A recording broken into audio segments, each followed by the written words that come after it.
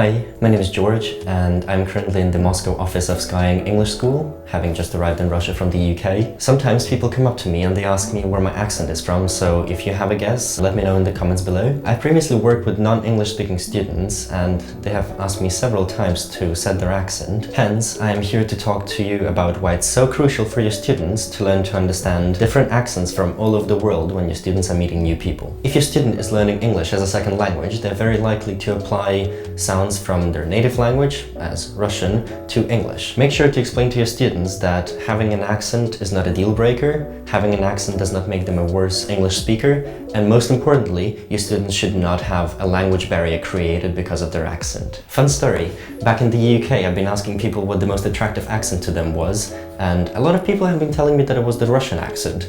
So tell your students that having a Russian accent is no deal breaker and it's not a problem. On the other hand, if your student tells you that they understand all accents perfectly, ask them this question. What would happen if you traveled to the southern United States of America? Big old eye about this being laying in the floor all the way back up to here. We didn't know what was happening. I just knowed I need to get my son and get him up out of the building until we could find out what was going on. The outskirts of Australia. The car smashed and I seen the bloke walking back to the car, and so I've walked outside and I said, "Oh, what are you doing, mate? Like, you can't be leaving the scene." Northern England. I can take you to him, so I got in, because this went out of the ordinary. So we proceeded to drive in silence and then we approached the park. Or even India.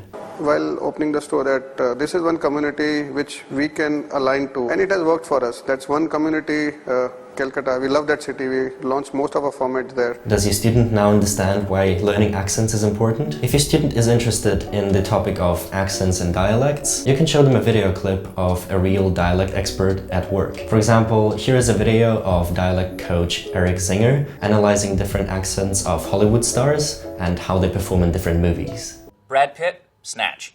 Brings a fella the size of you unless they're trying to say something they're talking, right, bye? Why the f do I want a caravan? It's got no f***ing wheels. Listen to the vowels in the words car, You still got a car, you still got a car. which are just great. It's pretty cool to see how he points out the tiny differences in pronunciation of the actors, and I'm sure your students are gonna love it. It's also important to note that as soon as your students start understanding accents better, they'll feel a lot more comfortable in their speech. Very often, people learn the accent that they feel sounds the best to them. I'm probably not the only one who finds the Australian accent very attractive. Majority of Australians are celebrating Australia Day like we all are here today. For many, that meant being on the water. But this man's plan to sail a borrowed bollard quickly sunk. For your students, as well as for your own language development, I would like to recommend 2 language games that involve understanding English accents. The first game will serve as a great starter to understanding the basic English accents. Let's have a look at how it works. You have 8 accents in front of you and you're asked to match the phrase to whatever the recording says. You should come and look me up when you're in Edinburgh. For a more advanced level, I'd like to recommend the second game. When it comes to non-native English speakers, you must be pretty good to be able to understand and distinguish between them. 5 thick slabs of blue cheese and maybe a snack for her brother Bob. We also need a small plastic snake. Try this website yourself and let your students practice it as a fun activity for your lesson. It is also a very good idea to provide your students with video materials with speakers of different backgrounds. For example, TED Talks or late night shows, such as Jimmy Fallon. Robert Irwin, what animals did you bring for us tonight? Oh, I'm so excited. It's going to be great. So first up, we have Jimmy Kimmel. Were you ever concerned about her being alone in the Oval Office with President Trump?